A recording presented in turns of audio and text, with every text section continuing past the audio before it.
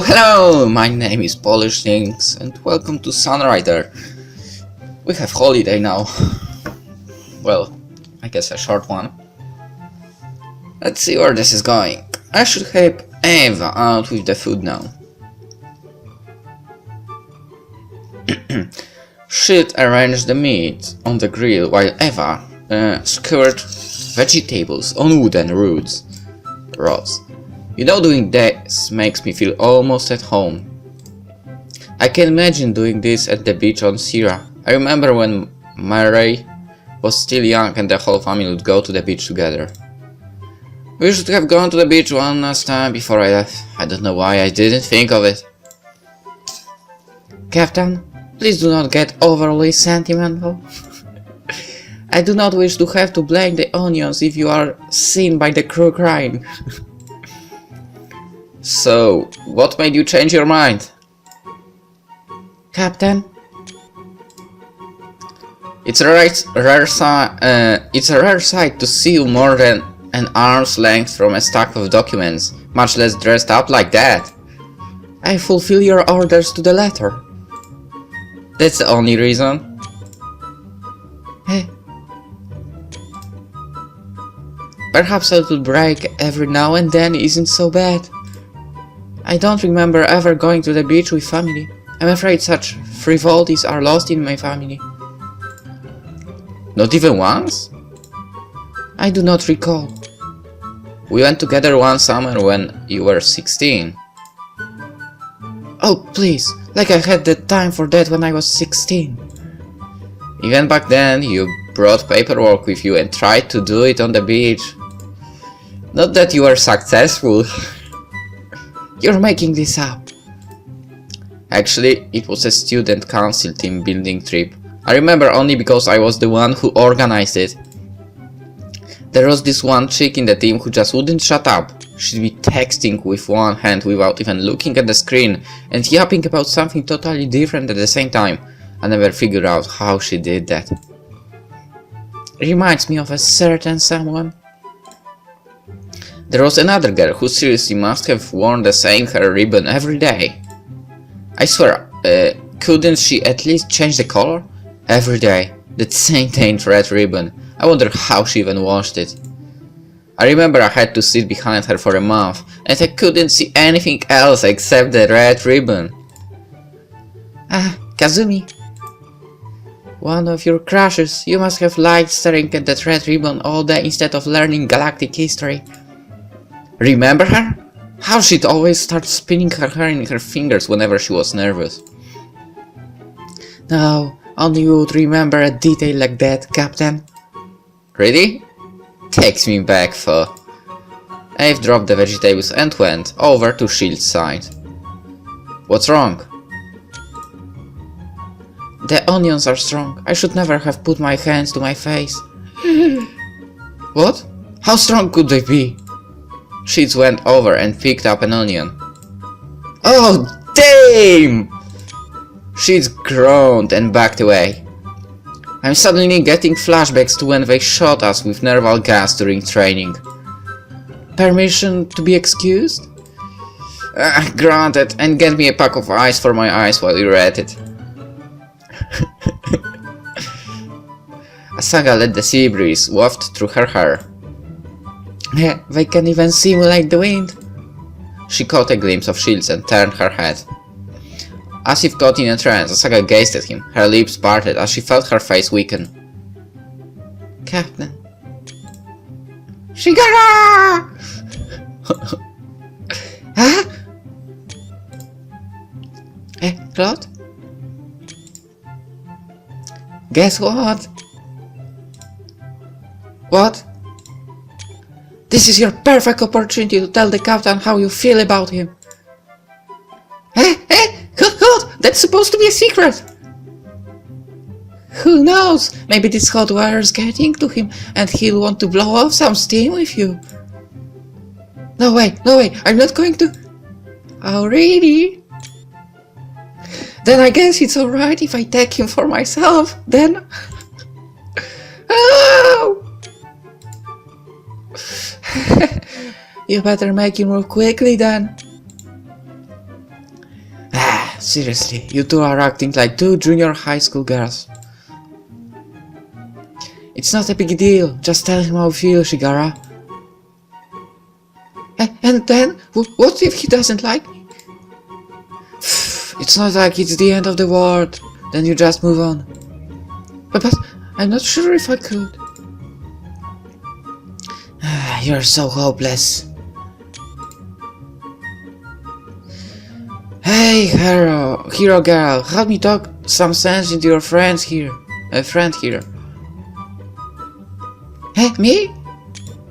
Yeah, you. Tell her that keeping her feelings to herself won't accomplish an iota of good. You've already been through hell and back, Shigara. Come on, compared to what we've already been through, what's there to be scared about? And who knows, tomorrow one strange quantum torpedo could end it all, and the captain would never have known that there was a girl named Shigara who liked him. Are you gonna let that happen?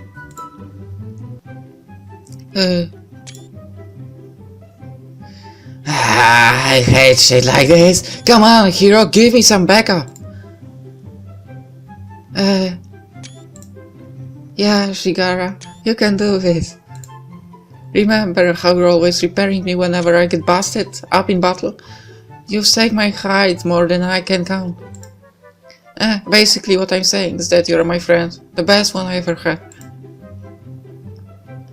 You can do it, Shigara, I believe in you! Remember, I can always snatch the captain away! You know, I've already touched his thing!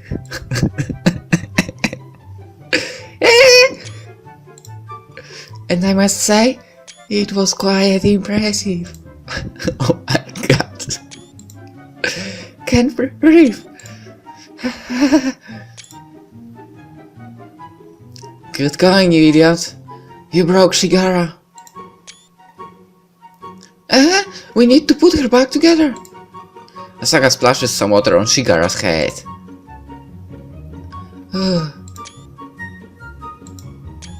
Okay, I'm going to do it. You're going to give the captain a...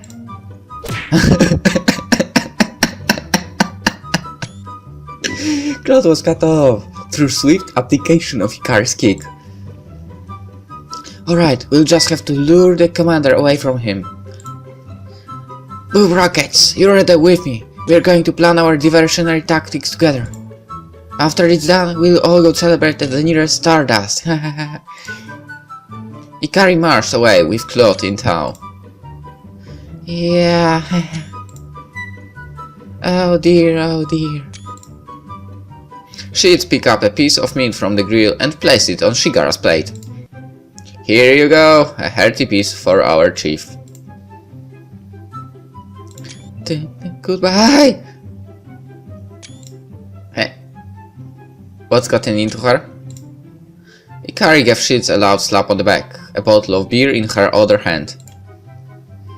Yo, Captain! You ain't so bad after all. You know, when I first joined the ship, I had my doubts, but it got us through that foobar for Farport, alright.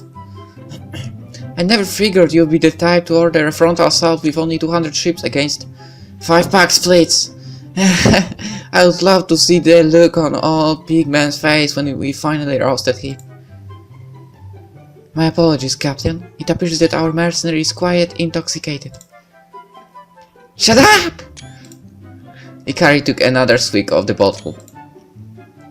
Don't be so stiff, Soldier Boy. We're all privateers here. Alright, that's enough, ladies. She's filled Ikari's plate with meat. There you go. Captain, we seem to be missing someone. I figured as much. Here, take the grill. Sure. I thought I found you here. The stars give me peace. I much prefer the sound of the waves to the clamor of loud gatherings. Sheets gave a plate of food to Sola. You must be hungry. Sola grabbed a fork and took a bite of the cooked onion. Suddenly, a shooting star sailed through the night sky. Even if it is something more than a holographic illusion, the skies here remind me of my home at Farport. Shields took a seat on the rocks next to Sola. Home, huh? Tell me about home. I was not always a princess. For most of my life I was merely a lowly peasant, hardly worth more than the livestock we raised. Home was a small wooden cottage. The winters were too cold and the summers were too hot. We survived on what we grew in the garden and the game I caught in the forest. An odd beginning for the Princess of Ruvia. My mother was a commoner whom my father had taken to his fancy while he was a prince. She was taken by dreams of living in a palace, of being taken care of. However, none of those dreams came to pass. We were abandoned, forgotten. I'm not surprised. A prince of Ruvia wouldn't have taken a mistress back to the place. I'm so surprised. It must have been difficult for your mother. She wasted away waiting for him to return. It was foolish. For her, he must have meant the world. Do you recall how I told you of the death of the Emperor and his heir? You said the Emperor and his heir were assassinated, and that began a war for succession between your father, the second prince, and Crow Harbor, his stepbrother. Indeed, but I have suspicions the one who assassinated the Emperor and the first prince was my own father. The Ruvian court of my era was a snake pit. Betrayals, assassinations, machinations, they were a part of the palace culture.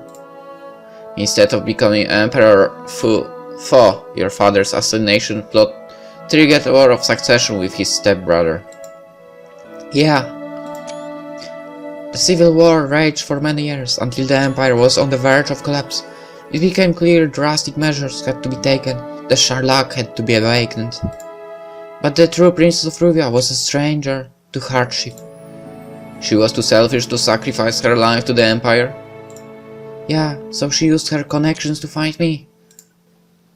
The king's men seized me 3 years after my mother's passing. I knew nothing of royal succession or of palace intrigue. Yet I found myself in the midst of my father's dangerous game. I was taken from my home, impressed into service. So your father essentially abandoned you and then kidnapped you when he needed you to save his own hide? At first I was angry, but I realized the task before me was too great to be abandoned. The future of the empire was in my hands. I chose to wield the Sharlak to defend my homeland. You must have been terrified. You did a brave thing. It is strange. For the first time in my life, I was... You were happy. Even though I knew that what waited me at the end of my mission, the people called me the Princess of Ruvia. I remember, after each victory, marching through the Arc of Destiny on Ruvia Prime and being hailed as the Shar by the people. The knowledge a simple country girl would die a hero of the Ruvian people, it filled me with such unspeakable pride. Shield put his hands on her shoulder.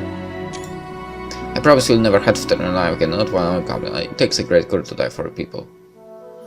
I promise you'll never have to... Yeah, let's go with that. Huh? Nobody has spoken those words to me before. I had expected to die for such a long time that I had forgotten what it meant to live.